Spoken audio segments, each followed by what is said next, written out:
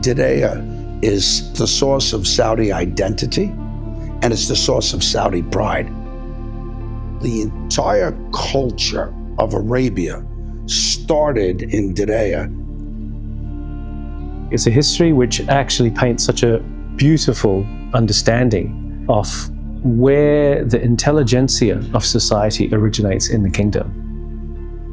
The legitimacy of the true story that's coming back to life so profoundly, and it's being manifested in physical form, in cultural form, in the promise of entertainment, the promise of quality of life. And so that's really, what makes this so special. What the project represents is Saudi identity in a really compelling and powerful way that hasn't been celebrated like that for hundreds of years.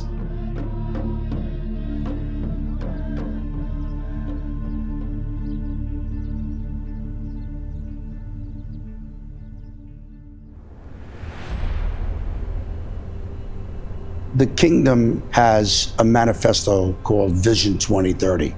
One of the principal goals of 2030 was to open up the kingdom to tourism and let people from all over the world come and see the birthplace of Arabia, the birthplace of the kingdom, the home of Al Saud. This would be very, very important because it would diversify the Saudi economy from 3% of GDP to 10% of GDP by 2030. And in addition to that, it would create a lot of employment for young Saudis. We've already added 1 million jobs. We'll add another million between 2030. The Diriyah offering is going to play a crucial role in delivering that wider Saudi experience. The leadership of the country has clearly said, we want to shift this component of GDP away from oil and gas to this degree, and we want to realize it through travel and tourism. If you want to accomplish His Royal Highness's goal of attracting 150 million visits, you have to have a lot of offerings all over the country. The heart and soul of culture and heritage are the 8 UNESCO sites, but the birthplace of the kingdom, the ancestral home of Al Saud, where Arabia started, is where you're sitting in Diriyah.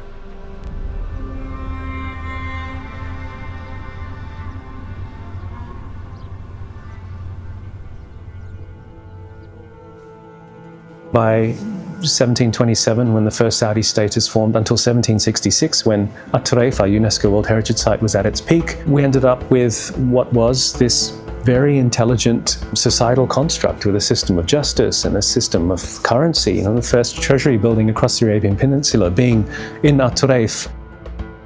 You've got 300 years of reference point for the architecture, for the building code of adobe mud brick, the sustainability promise. We just have to go back in time, take the past, and then try to package it in a way that feels very real and meaningful for future generations to come. And so that's really the crux of the Diriyah project. The entirety of the 14 square kilometer master plan development is anchored by the UNESCO World Heritage Site of At-Turayf, because ultimately that is the anchor, and that's where we draw all of our inspiration from across sustainability, across the quality of life, and especially across the traditional design vernacular. In the historic treasury that still stands within the UNESCO World Heritage Site of At-Turayf, when they started the archaeological excavations, they actually found currency from around the world that was actually stored there, which further strengthens the proposition of Diriyah as, welcoming to people from all walks of life historically.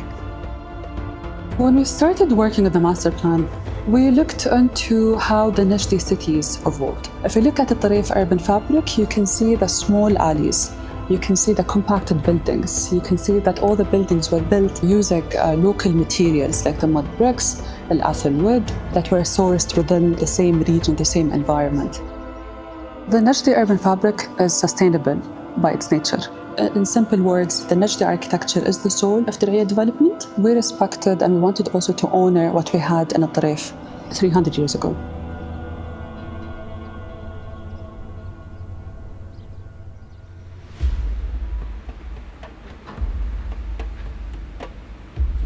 The Diriyah company is building the world's largest culture and heritage destination. But the destination we're building is a city, a complete and integrated city. This city will be comprised of up to 18,000 residential units, 16 K through 12 schools, healthcare and additional vocational institutions. You'll have office spaces, you'll have retail tenancies, you'll have hotels and branded residences. You'll have residents, you'll have visitors, you'll have guests, and you'll have workers, all converging on the city on a daily basis.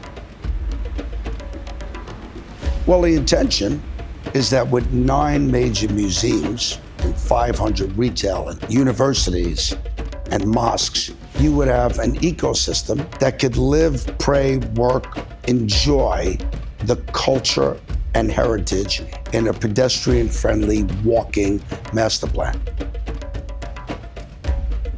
What tourism really does is it brings approximately 50 million visits annually to the completed project. This is by 2030. The Diriyah offering is going to play a crucial role in delivering that wider Saudi experience.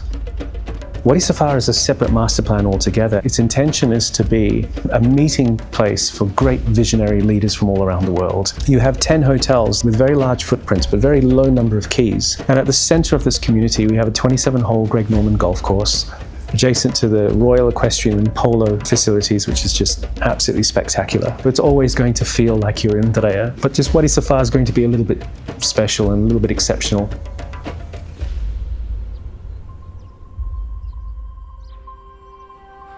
Diriyah will be home for more than 100,000 residents. It will create more than 180,000 new jobs, and that will definitely include the community being part of development. We also had sustainability aspirations to achieve certain sustainability accreditation systems. In fact, Diriyah was awarded as the first project or first development in Saudi and the Middle East to achieve LEED Platinum Award. In 2025, Diriyah Company also proudly published its first ever ESG report, whereby we highlighted how throughout the design process of the development, we're actually actively reducing the energy consumption and reducing the waste coming out of the construction site. Diriyah's commitment to sustainability through heritage, we were inspired by how the traditional city was built using earthen materials. The adobe renderings on the mud brick had natural geothermal properties that actually repel external temperatures and maintain the internal temperatures. In the Crown Prince's vision, he wants people outdoors. We've already planted 6.5 million shrubs, trees, and bushes with smart city technology, so people can be outside. So quality of life in Diriyah has already gotten much more improved than it had been in the past.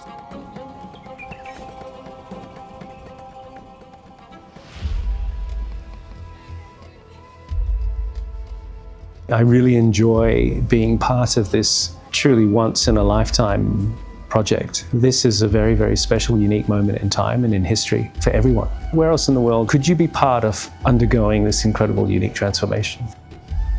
The UNESCO site's very emotional because it has 2 completely different personalities. It's very vibrant during the day, but it is spectacularly beautiful and emotional at night. What gives me the most joy in this job, especially at this time, is the immediacy of the impact of everything we do. We actually have to continue to talk to our community who are within Diriyah, because without the community, we would not be where we are today. We are doing this as a love letter to the way that once was, and that's the way their ancestors used to live.